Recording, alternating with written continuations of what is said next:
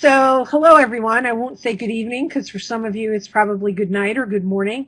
I'm going to talk to you a bit about the SMAP protocol, the soil moisture protocol with SMAP. And SMAP stands for Soil Moisture Active Passive. And this, I'm a little bit biased, but this is probably one of the, as my kids call it, funnest campaigns to do. So I'm just going to show you some of the materials that you need to do this and just show you how you input data. So it's a little bit easier for you when you actually read the protocol. So SMAP measures moisture in the first 5 centimeters or 2 inches of the soil. You need a group of enthusiastic students, and these guys try to look as enthusiastic as possible.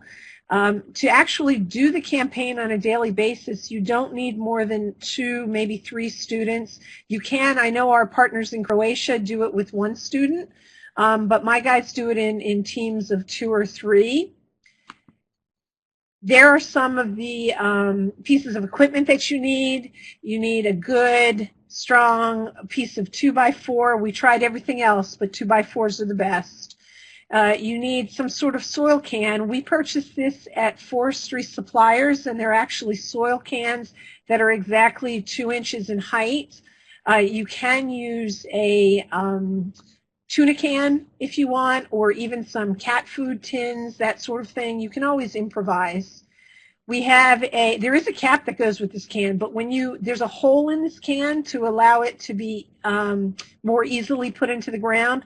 And when you put a cap on it, when there's dirt inside and you push all the remaining air out that little hole, it's almost impossible to get the cap off. So we just use a coffee can lid, and you'll see we just use that to cover the sample when we bring it inside. We found that a rubber mallet, just a regular, cheap rubber mallet, works great. A garden spade, preferably with a point. You can use a kitchen spoon if you want. And we use goggles just because when we first started without the great 2x4, there were pieces of wood flying everywhere. And so we just now get into the habit of wearing goggles. Okay, you need a flat area, and you should pick something that is not heavily vegetated. Just because you have to sort of pick the vegetation off the top. But any flat area will do. The actual layout for the protocol is very easy if you follow the directions on the Globe website. Essentially, you put your soil can down, and you put the 2x4 over it, and then you get a rather strong young lady or man, and you really don't need that much strength, to hit the can into the ground like this. You'll notice there's a little hole in the top. This really makes it much easier to get it into the ground.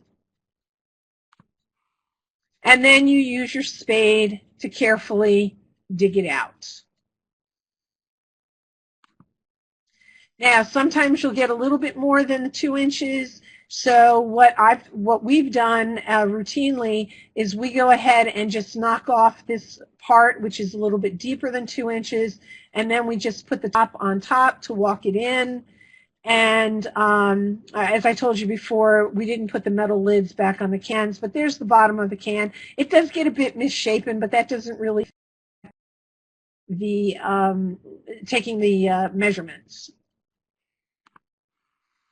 We do not take the measurements when it's raining, when the ground is saturated, meaning there's standing water, when there's snow on the ground, when it's snowing, when there's hail on the ground, when there's grapple on the ground, which is snow pellets, frozen water on the ground, or if the ground is frozen. However, the satellite can determine these things, so we still input the observational data into Globe that the ground is frozen or that the ground is saturated.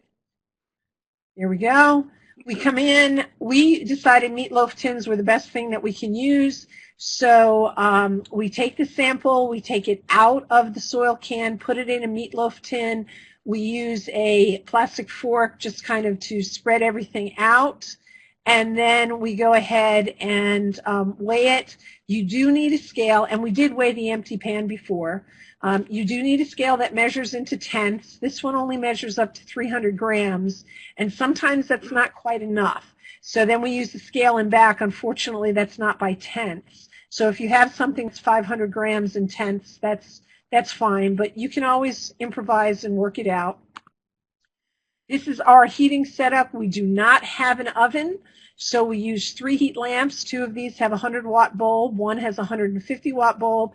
As you can see, we have 2 different days because we often have to heat it more than one day. It usually takes somewhere between 13 to 17 hours, sometimes less, depending on how much moisture is in the ground, to dry the sample. So you see all these things are very easy to get. We have a plastic bag, so we keep our samples so we can replace them outside, so we minimize damage to the environment. You do need some Play-Doh or clay. We use Play-Doh because every once in a while you do have to take, every 10 measurements, you do have to take volume of the can you're using. So we fill in the hole, and then we come over here, add water into our graduated cylinder, and then pour water into the can. And then notice how much water is left in the graduated cylinder. And that's how we figure out the volume measurements. Okay, so very quickly, you go to the Globe site. You log in, as I've done there. These are screenshots now. You go to data entry, live data entry. Okay? And then from live data entry, you'll go to your organization or site. You do have to set up your site. It's a little daunting at first when you look at it, but it's really easy to do. Then we go to, you see SMAP campaign, and you will go to soil moisture SMAP block pattern. You will add a date and time. We do ours in the morning because we try to coincide with the passing of the satellite. The soil state, that's all those things I talked to you about before. You just take one of them. There you have measurable. You fill in all the data. It's so easy. And then down here, this data comes back every 10 times. And then finally it says to you, would you like to take some more volume data? And then down at the bottom, there's a submit button. And this is a sheet I just used with my kids. I always do a hard copy, and then I added some things, you know, is it ready for computer? Who put it in the computer? That sort of thing. And that is the down and dirty SMAP lesson for today. If you're interested in more about SMAP, come back on the 20th of April for a more in-depth discussion.